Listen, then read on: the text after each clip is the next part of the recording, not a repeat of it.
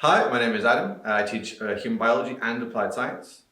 Human Biology is a new course that we've started teaching this year, and it's been going really well. Students are enjoying it. It's very different to the A-level biology because there is a large coursework element, and the content is very different. So whereas in the A-level biology, you'll be investigating a very wide range of biological topics, things like plants and plant hormones, they are not in the human biology. It's very much focused on diseases that affect humans, the causes of those diseases, treatments for those diseases, and the human body itself. So the digestive system, circulatory system, respiratory system, that kind of stuff. That kind of covers what you're going to be studying as well. But I'll go into that in a little bit more detail. So there are 2 units that you will do in first year. The first unit is the examined unit, which is heavily focused on the human body and diseases that affect it. So you'll be doing topics on every section of the human body, from the brain all the way down to the muscles and the bones, and the diseases that affect those things, and how you would diagnose those problems, and what kind of treatments would be available, especially through the NHS. The coursework for the human biology topics, they are focused on the diseases themselves.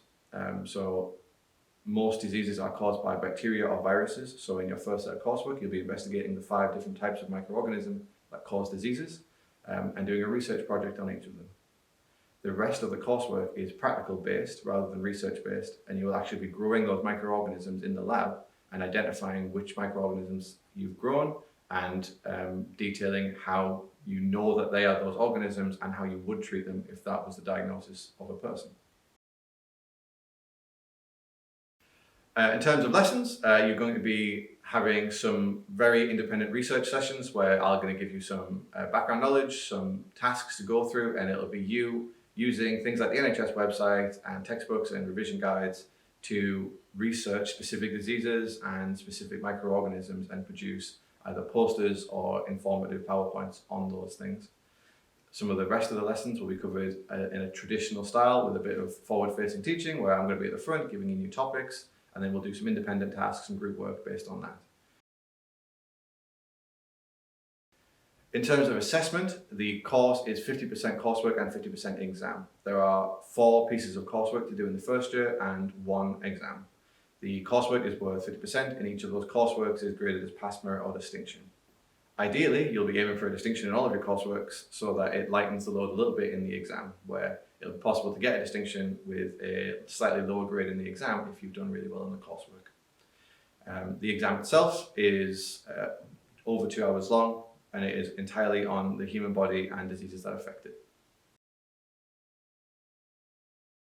Reasons to study at Bede, specifically for human biology, is you can take it alongside some really good courses. So we have our health and social care that ties in really well with human biology, and the health and social care teacher is extremely experienced and been doing it for a very long time.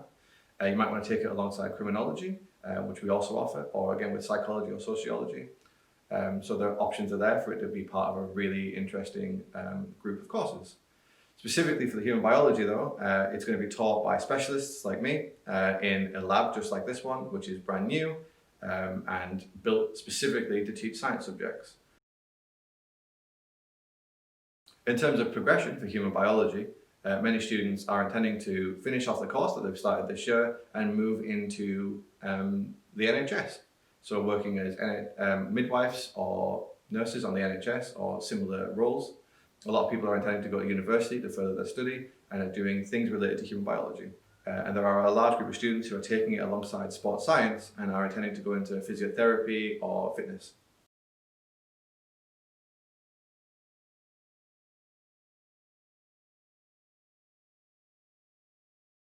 The entry requirements for human biology are to have 5 GCSEs at a minimum of grade 4 or above. Obviously having a better background in either health and social care or biology will be beneficial, but is not required. That's it for me. I look forward to seeing you again. Thanks for your time.